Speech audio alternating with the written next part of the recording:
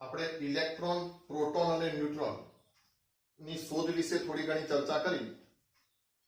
હવે આગલા ટોપિક ઉપર જઈએ એ પહેલા અહીંયા એક પ્રશ્ન ભણી લઈએ. એ પ્રશ્નના બેઝ ઉપર પછી આપણે આગલો ટોપિક ભણીએ. તો જુઓ શું કહે છે, એક ઇલેક્ટ્રોન પરનો વીજભાર 1.6022 ગુણ્યા 10 ની માઈનસ 19 ઘાત કુલમ છે. બરાબર, આ એવી માહિતી છે કે જે લગભગ દરેક વિદ્યાર્થીઓને યાદ હોય અને તમારે ખાસ યાદ કરી રાખવાની કે એક ઇલેક્ટ્રોન પરનો વીજભાર કેટલો. ઇલેક્ટ્રોનનો વીજભાર માઈનસ હોય એટલે આપણે માઈનસ લખીએ છીએ અને પ્રોટોનનો વીજભાર પ્લસ હોય એટલે પ્રોટોન ઉપર આટલો પ્લસ વીજભાર હોય છે. પણ અહીંયા આપણે મૂલ્ય આધારિત વાત કરીશું. માઈનસ અને પ્લસ એ ખાલી વીજભારની ચિહ્ન બતાડે છે. તો આ 1.6022 ગુણ્યા 10 ની માઈનસ 19 ઘાત કુલમ છે અને તેના વીજભાર અને દળનો ગુણોત્તર, મતલબ વીજભારને E કહીએ અને દળને Me કહીએ. દળ એટલે m માસ અને E તો ઇલેક્ટ્રોનનું દળ Me, તો બંનેનો ભાગાકાર 1.75822 આમ તો આવી રીતે ના બોલાય 1.75 પણ શું 1.758820 ગુણ્યા 10 ની 18 કુલમ્બ પ્રતિ કિલોગ્રામ છે. આનો શું અર્થ કુલમ્બ પ્રતિ કિલોગ્રામ? તો કે 1 કિલોગ્રામ ઇલેક્ટ્રોન હોય તમારી જોડે તો એનો ટોટલ વીજભાર કેટલો થાય? તો 1.75 ગુણ્યા 10 ની 11 ઘાત કુલમ્બ જેટલો શું થાય? એનો વીજભાર થાય. કેટલા? 1 કિલોગ્રામ ઇલેક્ટ્રોનનો. એટલે અહીંયા લખ્યું છે કુલમ્બ પ્રતિ કિલોગ્રામ છે. તો ઇલેક્ટ્રોનનું દળ શોધો. હવે સમજો આપણને કઈ કઈ માહિતી આપેલી છે. પહેલા તો શોધવાનું શું છે? ઇલેક્ટ્રોનનું દળ. આપેલી માહિતી કઈ છે? તો ઇલેક્ટ્રોનનો વીજભાર E તો કેટલો છે? 1.6022 ગુણ્યા 10 ની માઈનસ 19 ઘાત કુલમ્બ. પછી શું આપ્યું છે? ગુણોત્તર કોનો? તો વીજભાર ભાગ્યા દળ. તો વીજભારને આપણે શું કહી દીધું છે? E અને દળ ઇલેક્ટ્રોનનું દળ એટલે કહી દઈએ Me. તો એ જે ગુણોત્તર જે છે એ કેટલો થશે? તો 1.758820 ગુણ્યા 10 ની 11 ઘાત કુલમ્બ પર કિલોગ્રામ. માટે ઇલેક્ટ્રોનનું દળ Me બરાબર કેટલું થાય? તો સમજો વીજભાર તો તમને ખબર જ છે, ભાગ્યા વીજભાર ભાગ્યા Me કરી નાખીએ. આ બંનેનો ગુણોત્તર લઈ લઈએ, ખબર પડી ને? આ ઇલેક્ટ્રોનનો વીજભાર અને વીજભાર અને દળનો ગુણોત્તર તો સ્વાભાવિક છે આ ઉડી જવાના એટલે Me ક્યાં આવી જવાનું? ઉપર આવી જવાનું. તો બરાબર આ કેટલો છે? તો 1.6022 ગુણ્યા 10 ની માઈનસ 19 ઘાત કુલમ્બ અને આ કેટલું છે? તો 1.758820 ગુણ્યા 10 ની 11 ઘાત કુલમ્બ કેજી ઇનવર્સ. મતલબ કુલમ્બ કુલમ્બ કેન્સલ અને ઉપર કોણ જશે? કેજી જતો રહેશે.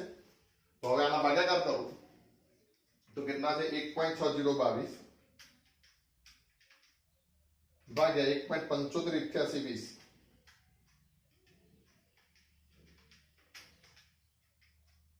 0.9109 એટલે આ મને કેટલા મળ્યા? 9109 ગુણ્યા 10 ની હવે સમજો કેટલી ઘાત? તો માઈનસ 19 તો હતા, આ ઉપર જશે એટલે માઈનસ 11. તો 11 ને 10 અરે સોરી 19 ને 10 29 ને 30 એટલે 10 ની માઈનસ 30 ઘાત બરાબર 1.909 ગુણ્યા 10 ની માઈનસ 31 ઘાત કેજી થાય ને? તો આ આપણને શું મળ્યું? ઇલેક્ટ્રોનનું દળ મળ્યું.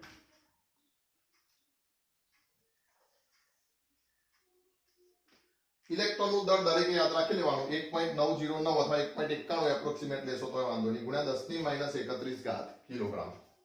હવે સમજો અહીંયા પ્રશ્ન એ થાય કે ઇલેક્ટ્રોનના વીજભાર અને દળનો ભાગાકાર અહીંયા આપેલો છે તો એના ઉપરથી ઇલેક્ટ્રોનનું દળ શોધવાનું. તો હા મિત્રો, ઇલેક્ટ્રોનનું દળ પછી શોધાયું. સૌથી પહેલા શોધાયો ઇલેક્ટ્રોનના વીજભાર અને દળનો ગુણોત્તર. ધ્યાન રાખજો, ઇલેક્ટ્રોનના વીજભાર અને દળનો ગુણોત્તર મતલબ E/me જે છે એ જે થોમ્સન નામના વૈજ્ઞાનિકે શોધ્યું અને ઇલેક્ટ્રોન પરનો જે વીજભાર જે છે E કે જે આટલો આવે છે 1.66022 અને 1.6022 ગુણ્યા 10 - 19 એ મિલિકન નામના વૈજ્ઞાનિકે શોધ્યું. આ બંને ચોક્કસ પ્રયોગોના આધારે આ મૂલ્યો મેળવ્યા હતા મિત્રો અને આના ઉપરથી પછી આપણે શું શોધી શક્યા? ઇલેક્ટ્રોનનું દળ શોધી શક્યા. એટલે તમને આમ થોડું આશ્ચર્ય જેવું લાગે પણ વાત હકીકત છે કે ઇલેક્ટ્રોનનું દળ શોધાવ્યું પહેલા શું શોધાવ્યું હતું? ઇલેક્ટ્રોનનો વીજભાર અને દળનો ગુણોત્તર શોધાવ્યો હતો, પછી આ ઇલેક્ટ્રોનનું દળ શોધાવ્યું. બીજું, આપણી ચોપડીમાં થોડીક માહિતી આપેલી છે કે કેવી રીતે થોમ્સને આ શોધ્યું હતું. તો ઓમ જોવા જઈએ તો આ આખો પ્રયોગ જે છે એ તો ભૌતિક વિજ્ઞાનની ઘણી ઊંચી સમજ હોય તો તમે આખો પ્રયોગ એનો સમજી શકો અને પ્રયોગ આધારિત ગણતરીઓ સમજી શકો. પ્રયોગ તો ઈઝી છે પણ પ્રયોગ આધારિત ગણતરીઓ સમજવી એ ભૌતિક વિજ્ઞાન અને ગણિતનું બહુ ઊંડું જ્ઞાન માંગી લે છે. પણ આપણા બુકની અંદર થોડીક માહિતી આપેલી છે એટલે હું જેટલી માહિતી આપેલી છે એટલી તમને બુકના પાનાથી જ બતાવું છું કે કેવી રીતે આ E/me જે છે એ કોના દ્વારા? થોમ્સન દ્વારા શોધવામાં આવ્યું.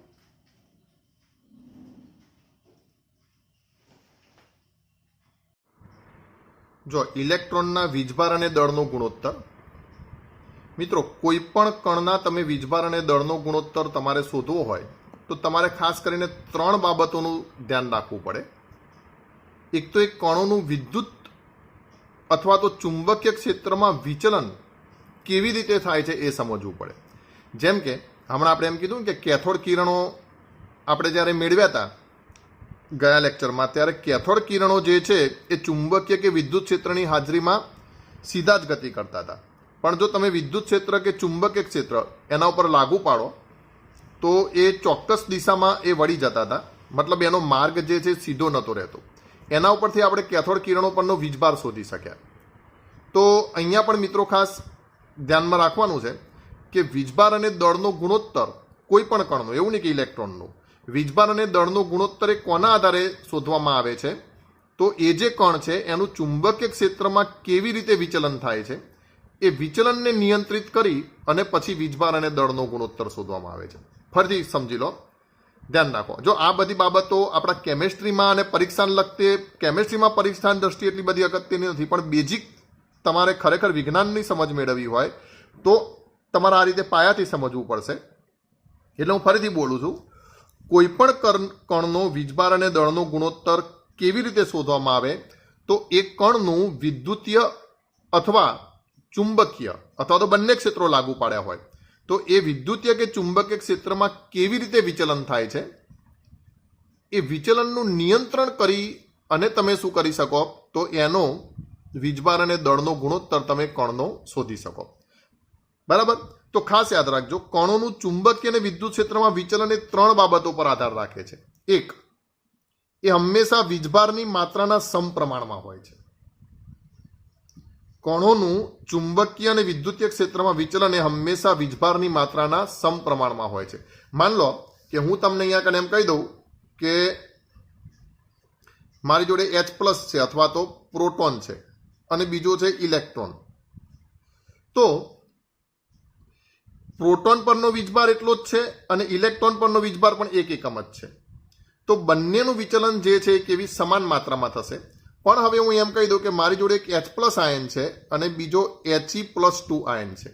તો તમે તરત જ કહેશો કે વીજભાર કોનો વધી ગયો? He+2 નો H+ કરતા વીજભાર શું થયો? વધી ગયો. તો જો હવે આ બંને કણના દળ સમાન હોય, અત્યારે આપણે દળને નથી ગણતા, ખાલી કોની વાત કરીએ? માત્ર વીજભારની. તો આનો વીજભાર વધારે છે તો આનું ચુંબકીય ક્ષેત્રમાં વિચલન કેવું થશે? વધારે થશે. સમજો, દળને અવગણતા હું કહું છું. તો આનું ચુંબકીય ક્ષેત્રમાં વિચલન કેવું થશે? વધારે થશે. તો વીજભારની માત્રાના સમપ્રમાણમાં કોઈ પણ કણનું વિચલન થાય, મતલબ કે જેમ વીજભાર વધુ એમ ચુંબકીય કે વિદ્યુતીય ક્ષેત્રમાં એનું વિચલન કેવું થશે? વધુ થશે. બીજું, કણોના દળના વ્યસ્ત પ્રમાણમાં વિચલન થાય. મતલબ હું એમ કહી દઉં કે ઇલેક્ટ્રોન અને પ્રોટોન બંને ઉપર કેટલું વીજભાર છે? 1 એકમ જ વીજભાર છે. અહીંયા ધન કે ઋણથી મતલબ નથી, એકમથી મતલબ છે. અહીંયા -1 ને અહીંયા +1, તો એક એકમ વીજભાર છે. તો ખાસ યાદ રાખજો, અહીંયા ભલે ને વીજભાર સરખો છે, પણ પ્રોટોનનું દળ એ ઇલેક્ટ્રોનના દળ કરતાં કેવું છે? વધારે છે. પ્રોટોનનું દળ એ ઇલેક્ટ્રોનના દળ કરતાં વધારે છે. તો હવે તમારે મને કહેવાનું કે કણોનું વિદ્યુતીય અથવા તો ચુંબકીય ક્ષેત્રમાં અથવા બંને ક્ષેત્ર લાગુ પાડ્યા હોય, કણોનું વિદ્યુતીય કે ચુંબકીય ક્ષેત્રમાં વિચલન કોનું વધારે થાય? ઇલેક્ટ્રોનનું વધારે થાય કે પ્રોટોનનું વધારે થાય? તો તમે તરત જ કહેશો કણોના દળના વ્યસ્ત પ્રમાણમાં. તો પ્રોટોનનું દળ કેવું છે? તો પ્રોટોનનું દળ કેવું છે? વધારે છે. એટલે એનું વિચલન કેવું થશે? ઓછું થશે. તમારો પોતાનો અનુભવ છે કે હલકી સાયકલ લઈને તમે જતા હો અથવા તો હલકી ગાડી વજનમાં, જેમ કે ફ્રન્ટી કેવી કોઈ, એ લઈને તમે જતા હો અને ફૂલ પવન આવતો હોય તો થોડુંક વિચલન આવે. હલકી બાઇક લઈને જતા હોય તો થોડુંક વિચલન આવે, પણ ભારે બાઇક હોય તો એટલા ને એટલા પવનમાં એનું વિચલન કેવું થઈ જાય છે? ઓછું થઈ જાય છે. તો હંમેશા યાદ રાખવાનું, વિચલન જે છે એ જેમ દળ વધારે હોય એમ વિચલન કેવું થાય? પ્રમાણમાં ઓછું થાય. અને બીજું, વિચલન જે છે વિદ્યુતીય કે ચુંબકીય ક્ષેત્રની પ્રબળતાના સમપ્રમાણમાં હોય છે. આ બધું ખાસ લખી લેજો, ચોપડીમાં લાંબી ભાષામાં આપ્યું છે એટલે આ ખાસ લખી લેજો. વિદ્યુતીય કે ચુંબકીય ક્ષેત્રની પ્રબળતાના સમપ્રમાણમાં હોય છે. સ્વાભાવિક છે, તમે એક જ કણ પસાર કરો છો, એની ઉપર તમે 100 વોલ્ટ લાગુ પાડો છો અને પાછો 200 વોલ્ટ લાગુ પાડો છો, તો જેવા વોલ્ટેજ વધશે એવું વિચલન પણ શું થઈ જશે? વધશે. તો જેટલું ચુંબકીય ક્ષેત્રની પ્રબળતા તમે વધારશો અથવા વિદ્યુત ક્ષેત્રની, આ વોલ્ટેજ કોના માટે આવે? વિદ્યુતીય ક્ષેત્ર માટે આવે. તો જેટલી તમે વિદ્યુતીય ક્ષેત્રની પ્રબળતા અથવા તો ચુંબકીય ક્ષેત્રની પ્રબળતા વધારશો એટલું વિચલન વધશે. ગાડી સીધી જતી હોય અને આમ પવન પૂરપાટ આવતો હોય જોરથી, તો વિચલન સ્વાભાવિક છે કે કેવું થઈ જાય? વધી જાય. બરાબર. તો આવી રીતે કણોનું ચુંબકીય ક્ષેત્રમાં વિચલન એ વીજભારના સમપ્રમાણમાં, કણોના દળના વ્યસ્ત પ્રમાણમાં, અને જે ક્ષેત્ર છે ગમે તે ક્ષેત્ર જે લાગુ પાડ્યું આપણે એની પ્રબળતાના કેવા પ્રમાણમાં હોય છે? સમપ્રમાણમાં. આ સિદ્ધાંતનો ઉપયોગ કરી અને જે થોમ્સને શું કર્યું, તો એને કેથોડ નળીને એક આવું રૂપ આપ્યું. જુઓ, તો વાસ્તવમાં આટલી આપણી આ કેથોડ નળી છે. આ કેથોડ નળીને આપણે સહેજ આગળ લંબાવી દઈએ છીએ અને એના એનોડમાં કાણું પાડી દઈએ છીએ. સમજો, એનોડમાં શું કર્યું? મેં આ કાણું પાડ્યું. હવે અહીંયા કને તમે ઊંચું વોલ્ટેજ આપો અને નીચું દબાણ, તો તમને ખબર છે કે અહીંયા કેથોડથી એનોડ તરફ શું થશે? કેથોડ કિરણોનો પ્રવાહ ચાલુ થશે. હવે આ તો અહીંયા નામ બતાડ્યું છે, પણ પ્રવાહ આપણને જે છે એ ક્યાં દેખાશે? અહીંયા દેખાશે. તો સમજો, એ પ્રવાહ અહીં એનોડમાં કાણું પાડ્યું છે, તો એનોડમાંથી પસાર થઈ અને પાછળ અહીંયા કને આ પ્રસ્ફુરક પડદો રાખેલો છે. સામાન્ય રીતે યાદ રાખવાનું, આ પ્રસ્ફુરક પડદો જે છે એ ઝિંક સલ્ફાઇડનો હોય, ZnS, ઝિંક સલ્ફાઇડ. તો આ પ્રસ્ફુરક પડદો આપ્યો છે. આ પ્રસ્ફુરક પડદા ઉપર શું આ સ્પોટ દેખાશે? હવે કન્ડિશન સમજજો. કન્ડિશન નંબર 1, ચુંબકીય ક્ષેત્ર, આ જે ચુંબક મૂક્યું છે ને એ આ કિરણાવલીના માર્ગમાં, કેથોડ કિરણોના માર્ગમાં આપણે કયું ક્ષેત્ર આ લાગુ પાડ્યું? ચુંબકીય ક્ષેત્ર. તો આ ચુંબક છે અને આ પ્લસ માઇનસ જે બતાડે છે, આ ઉપર નીચે, આ પ્લસ અને આ માઇનસ, તે આ ઉપર નીચેથી જે લગાડીએ છીએ કયું ક્ષેત્ર છે? વિદ્યુત ક્ષેત્ર. અને આજુબાજુથી જે લગાડીએ છીએ અહીંથી એ કયું ક્ષેત્ર છે? ચુંબકીય ક્ષેત્ર. તો સમજી લો, કોઈ પણ ક્ષેત્ર લાગુ પાડેલ નથી, તો કણો ક્યાં જશે? સીધે ને સીધા ક્યાં જતા રહેશે? આ બી બાજુ જતા રહેશે. બરાબર. હવે માની લો કે તમે ચુંબકીય ક્ષેત્ર લાગુ નથી પાડતા અને માત્ર ને માત્ર કયું ક્ષેત્ર લાગુ પાડો છો? વિદ્યુત ક્ષેત્ર લાગુ પાડો છો. સમજો, તો વિદ્યુત ક્ષેત્રની હાજરીમાં આ કિરણ જે છે એ બાજુ જતું રહે છે. હવે માની લો ચોપડીમાં સી બાજુ લખ્યું હોય તમે એ બાજુ લખો, ખોટું નથી. ગમે તે એક બાજુ વિચલન થાય છે ટૂંકમાં, એમ એવું જરૂર નહીં. પણ અહીં આપણે એવું ધારી લઈએ કે વિદ્યુત ક્ષેત્રની હાજરીમાં આ વિકિરણ ક્યાં જતું રહે છે? એ બાજુ જતું રહે છે. અને ચુંબકીય ક્ષેત્રની હાજરીમાં આ વિકિરણ ક્યાં જતું રહે છે? સી બાજુ. સમજો, ફરીથી એકલું વિદ્યુત ક્ષેત્ર લગાડ્યું છે, ચુંબક મૂકેલું નથી, તો આ કિરણ ક્યાં જશે? એ બાજુ. અને એકલું ચુંબકીય ક્ષેત્ર લગાડેલું છે, તો આ કિરણ કઈ બાજુ વિચલિત થાય છે? સી બાજુ. વિચલન થવું એટલે ખબર છે ને, સીધો માર્ગ જે છે હવે સીધો ના રહ્યો અને વળાંક પડી જવું, તો એનું વિચલન કઈ બાજુ થાય છે? સી બાજુ. એક વાત. બીજું, તમે હવે બંને ક્ષેત્ર લાગુ પાડી દીધા, ચુંબકીય ક્ષેત્ર અને વિદ્યુત ક્ષેત્ર. પણ વિદ્યુત ક્ષેત્ર જો પ્રમાણમાં વધારે છે તો એનું વિચલન પાછું બીથી થોડુંક થશે, પણ થોડુંક કઈ બાજુ? એ બાજુ થશે, આમ ક્યાંક. અને જો વધારે ચુંબકીય ક્ષેત્ર હશે તો વિચલન કેટલું? આમ ક્યાંક થશે. તો એનો મતલબ એમ કે તમારે હવે શું કરવાનું છે, આ બંને ક્ષેત્રો લાગુ પાડવાના છે અને એનું મૂલ્ય વધઘટ કરવાનું છે. જેમ કે 2 વોલ્ટ આપ્યા, 5 વોલ્ટ આપ્યા, 10 વોલ્ટ આપ્યા, આ ક્ષેત્ર 2 એકમ લગાડ્યું, 5 એકમ લગાડ્યું, 10 એકમ લગાડ્યું, એમ એવી રીતે મૂલ્ય સેટ કરતા જવાનું છે કે પાછો આનો માર્ગ કેવો થઈ જાય, સીધો થઈ જાય. ખબર પડી? માર્ગ સીધો થઈ જાય, પાછો આનો માર્ગ સીધો થઈ જાય. એનો મતલબ એમ કે એ ચુંબકીય ક્ષેત્ર જે છે એને આપણે એક્સ કહી દઈએ અને વિદ્યુત ક્ષેત્ર જે છે એને આપણે વાય કહી દઈએ. તો એક્સના છેદમાં વાય બરાબર મને કેટલો મળી જાય, 1 મળી જાય. કેમ? કારણ કે હતો એટલો ને એટલો જ માર્ગ થઈ ગયો, સીધો માર્ગ, એટલે ગુણોત્તર કેવો થઈ ગયો, સરખો થઈ ગયો, એટલે મને કેટલો મળે, 1. તો આવી રીતે, અથવા તો એવો કોઈ ગુણોત્તર મળે કે જ્યારે આ માર્ગ કેવો થઈ જાય છે, સીધો થઈ જાય છે, અને એ સમયે ગણતરી કરી અને શું શોધવામાં આવે, E/me શોધવામાં આવે, વીજભાર અને દળનો ગુણોત્તર.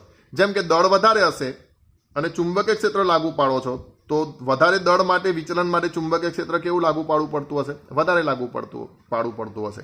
તો આવી રીતે થોમ્સને શું કર્યું, તો ચુંબકીય ક્ષેત્ર અને વિદ્યુત ક્ષેત્રના મૂલ્યોમાં ફેરફાર કરી અને વિચલનને નિયંત્રિત કર્યું. મતલબ આની રેખા કેવી કરી, સીધી કરી, અને એવા ટાઈમે ગણતરી કરી અને એને જે પણ મૂલ્ય મેળવ્યું એ વાસ્તવમાં કયું મૂલ્ય હશે, E/me, મતલબ વીજભાર અને દળનો ગુણોત્તર હશે, જે આપણે યાદ રાખી લેશું 1.758820 × 1011 કુલમ kg ઇનવર્સ. બરાબર? તો આમ તો થિયરિકલી કે આનું કંઈ બહુ મહત્વ નથી, એમસીક્યુના આધારે કદાચ પૂછી શકે કે કોનો વીજભાર અને દળનો ગુણોત્તર વધારે છે કે ઓછો છે.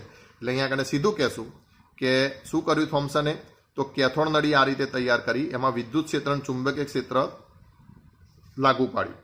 એકલા ચુંબકીય ક્ષેત્રની હાજરીમાં કેથોડ કિરણો જે હતા એ સી બાજુ વિચલન થતા હતા અને એકલા વિદ્યુત ક્ષેત્રની હાજરીમાં એ બાજુ વિચલન થતા હતા, અને વિદ્યુત કે ચુંબકીય ક્ષેત્રની ગેરહાજરીમાં પાછા ક્યાં આવતા હતા, બી બાજુ. પણ જો તમે ચુંબકીય અને વિદ્યુત ક્ષેત્ર એવી રીતે લાગુ પાડો, બંનેનું મૂલ્ય વધઘટ કરી અને તમે શું કરી શકો, તો આની દિશા નિયંત્રિત કરી શકો. તો આ બંનેના મૂલ્યો એવી રીતે રાખ્યા કે આ સીધી રેખામાં આવ્યું અને એ મૂલ્યનો શું લઈ લીધો, ગુણોત્તર લઈ લીધો. એ આપણને શું મળ્યું, વીજભાર અને દળનો ગુણોત્તર મળ્યો. બરાબર? તો આવી રીતે આ પ્રયોગ ઉપરથી વીજભાર અને દળનો ગુણોત્તર શોધવામાં આવ્યો. જો આ મુદ્દો જે છે આપણા અહીંયા કને પ્રશ્ન કેવી રીતે પૂછી શકાય, તો નીચેના કણોને વીજભાર અને દળના ગુણોત્તરના ચડતા ક્રમમાં ગોઠવો. અને મેં અહીંયા કને 3 કણો લીધા છે, ઇલેક્ટ્રોન, પ્રોટોન અને ન્યુટ્રોન. બોલો હવે પહેલા મને એવું કહી દો કે વીજભાર જે છે એ ઇલેક્ટ્રોન ઉપર કેટલું છે, 1 એકમ છે, પ્રોટોન ઉપર પણ કેટલું છે, 1 એકમ છે, જ્યારે ન્યુટ્રોન આપણને ખબર છે વીજભારની દ્રષ્ટિએ કેવો છે, તટસ્થ, એટલે ન્યુટ્રોન પરનો વીજભાર કેટલો થશે મિત્રો, 0 થશે. અને દળ, બોલો સૌથી વધારે દળ કોનું હોય ઇલેક્ટ્રોન, પ્રોટોન અને ન્યુટ્રોનમાં, તો સૌથી વધારે દળ જે છે એ કોનું હશે, ન્યુટ્રોનનું હશે. એના પછી દળ કોનું હશે, પ્રોટોનનું હશે, અને સૌથી હલકામાં હલકો મતલબ નહિવત દળ ધરાવતો જે છે એ કોણ છે, ઇલેક્ટ્રોન છે. એટલે આપણે આવું યાદ રાખીશું ખાસ. બરાબર? હવે આપણે શું જોઈએ છે, વીજભાર અને દળનો ગુણોત્તર. ધેરફોર ગુણોત્તર, હવે બધાનો ગુણોત્તર કરીએ. ચલો, તો 1/, ઇલેક્ટ્રોનનું દળ, પછી 1/, પ્રોટોનનું દળ, અને 0/, ન્યુટ્રોનનું દળ. બરાબર? દળને હું એમ કહું છું, તો 1/, ઇલેક્ટ્રોનનું દળ, 1/, પ્રોટોનનું દળ, ને 1/, ન્યુટ્રોનનું દળ. તો હવે સીધી વસ્તુ 0/, કેમ? કારણ કે ન્યુટ્રોનનો વીજભાર કેવો છે, 0. તો સ્વાભાવિક છે 0 ભાગ્યા ગમે તે કરો તો 0 જ થવાનું છે. એટલે વીજભાર અને દળનો ગુણોત્તર સૌથી ઓછો કોનો હશે, ન્યુટ્રોનનો હશે. કારણ કે 0 ભાગ્યા, હવે દળ ગમે તેટલું હોય તો 0 ભાગ્યા ગમે તેટલા કરો તો તમારે તો શું થઈ જવાનું, 0 થઈ જવાનું ને. તો વીજભાર અને દળનો ગુણોત્તર સૌથી ઓછો કોનો હશે, ન્યુટ્રોનનો. બીજું, દળ કોનું વધારે, ઇલેક્ટ્રોનનું, પ્રોટોનનું, તો તમે તરત જ કહેશો પ્રોટોનનું દળ જે છે એ વધારે છે. હવે સમજો, છેદ મોટો, અંશ તો સરખા જ છે ને, છેદ મોટો તો સંખ્યા કેવી, નાની, તો પછી કોણ આવશે, પ્રોટોન આવશે. અને છેદ નાનો તો સંખ્યા કેવી, મોટી, તો ઇલેક્ટ્રોન તો ઘણો બધો નાનો છે, તો પછી કોણ આવશે, ઇલેક્ટ્રોન આવશે. બરાબર. તો આવી રીતે વીજભાર અને દળનો ગુણોત્તર, તો સૌથી ઓછું જે વીજભાર જે છે, વીજભાર અને દળનો ગુણોત્તર એ કોનું છે? ન્યુટ્રોનનો, પછી પ્રોટોનનો, પછી ઇલેક્ટ્રોનનો. તમારે એક બે વાતો ખાસ યાદ રાખવાની, એ હું તમને કહી દઉં છું, જે હિન્ટ તરીકે તમને ખાસ ઉપયોગી થશે. તો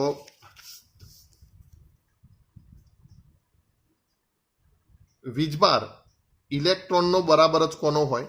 પ્રોટોનનો હોય. બરાબર કેટલો હોય? 1 એકમ હોય. બીજું, દળ જે છે એ ઇલેક્ટ્રોન કરતા ઘણું બધું વધારે કોનું હોય? પ્રોટોનનું.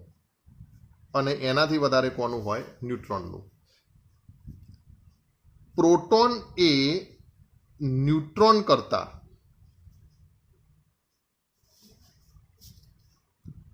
1836 ગણો વધુ ભારે છે.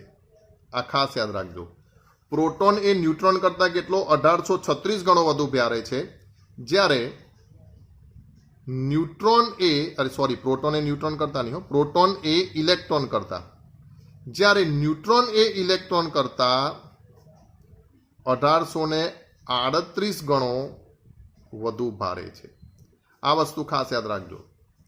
પ્રોટોન ઇલેક્ટ્રોન કરતા કેટલો વધારે ભારે? 1836 ગણો. ન્યુટ્રોન ઇલેક્ટ્રોન કરતા કેટલો વધારે ભારે? 1838 ગણો. મતલબ પ્રોટોન કરતા કોણ વધારે ભારે છે? ન્યુટ્રોન વધારે ભારે છે. બરાબર. પણ એટલું બધું બહુ એના દળમાં કાંઈ ફરક છે નહીં.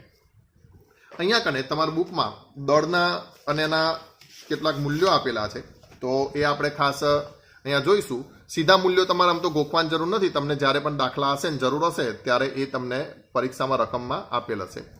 તો જુઓ, ઇલેક્ટ્રોન સંજ્ઞા ઈ, એના પરનો વીજભાર છે માઇનસ. માઇનસ મતલબ વીજભારનું ચિહ્ન છે. 1.6022 × 10⁻19 કુલમ. સાપેક્ષ વીજભાર કેટલો ધારી લીધો છે? -1 ધારી લીધો છે. દળ કેટલું? તો 9.139 × 10⁻31 kg. બરાબર. દળ કેજીમાં આપેલું છે. અને દળ યુનિફાઈડ માસમાં, મતલબ એમયુ એકમમાં કેટલું છે? તો 0.0054. એટલે આશરે દળ કેવું લઈ લીધું છે? 0. બરાબર. એટલે આપણે ઇલેક્ટ્રોનનું દળ કેવું લઈએ છીએ? નહિવત લઈએ છીએ યુનિફાઈડ માસની અંદર. એ જ રીતે પ્રોટોન જે છે એ +1.6022 × 10⁻19 કુલમ. આ વીજભાર કેટલામાં છે? કુલમમાં છે. અહીંયા પ્લસ ને અહીંયા માઇનસ. અહીંયા સાપેક્ષ ભાર કેટલો કહી દઈશું? +1. આ યાદ રાખીશું, આને ગોખવાની જરૂર નથી.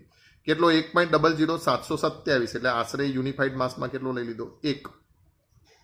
અને ન્યુટ્રોન જે છે, જેની સંજ્ઞા n, અને એનો સાપેક્ષ ભાર કેટલો? 0, કારણ કે તટસ્થ છે એટલે આનો વીજભાર ના હોય. તો અહીંયા પણ સાપેક્ષ ભાર, અહીંયા ભારથી મતલબ કયો છે? વિદ્યુત ભાર. બરાબર. તો અહીંયા પણ એનો સાપેક્ષ વીજભાર જે છે એ કેટલો છે? 0 છે. નિરપેક્ષ વીજભાર કુલમમાં કેટલો? તો એ પણ 0. કિલોગ્રામમાં દળ ગણવું હોય તો આના કરતાં સહેજ જ વધારે. જુઓ, 67262, 67493. બાકી 10⁻27, 10⁻27. અહીંયા પણ જો સહેજ જ વધારે. 00727 છે, અહીંયા 00867 છે. અને આશરે આ તો કેટલો થશે? 1. બરાબર. એટલે દળના આધારે આને યુ, 1 યુ ગણાય છે આનો દળ, આનો 1 યુ ગણાય છે, ઇલેક્ટ્રોનનો 0 યુ ગણાય છે. એટલા માટે મિત્રો આપણે ખબર છે કે હિલિયમની અંદર 2 પ્રોટોન ને 2 ન્યુટ્રોન હોય તો પરમાણુ દળ કેટલો કહી દઈએ છે? 4 કહી દઈએ છે ને. બરાબર.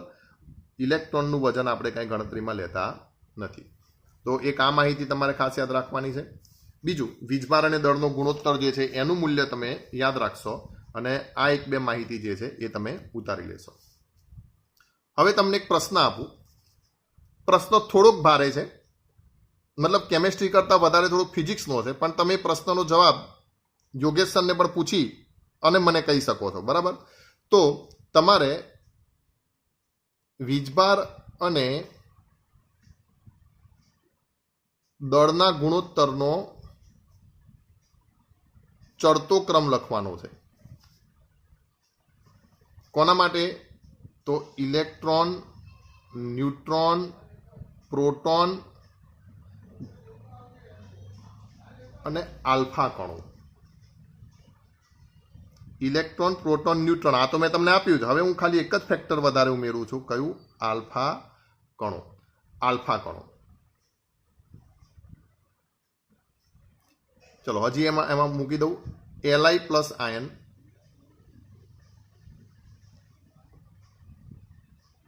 અને Be પ્લસ આયન. બરાબર. તો ચલો આને તમારે હવે શેની અંદર ગોઠવી દેવાના છે?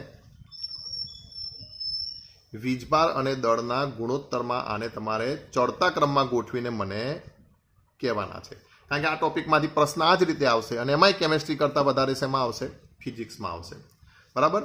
તો આ લેક્ચરમાં આપણે શું ભણ્યા? તો બસ સામાન્ય માહિતીઓ આપણે લીધી છે. એક તો વીજભાર અને દળનો ગુણોત્તર કેવી રીતે શોધાય અને એના ઉપરથી આપણે ઇલેક્ટ્રોનનું દળ મેળવ્યું અને આ પ્રકારના MCQ જોયા.